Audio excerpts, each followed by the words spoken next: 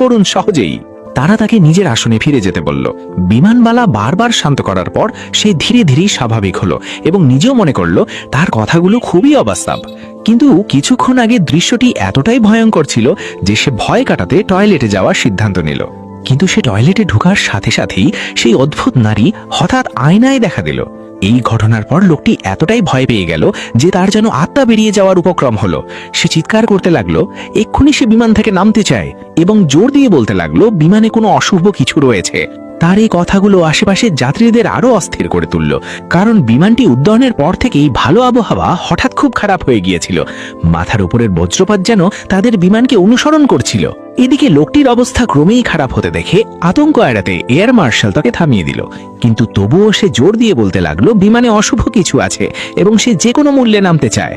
কিন্তু ক্রু সদস্যরা মনে করলো সে মানসিকভাবে ঠিক নেই। তারা কোনো কথা না বলে তাকে একটি শান্ত করার ওষুধ খাইয়ে দিল। ওষুধ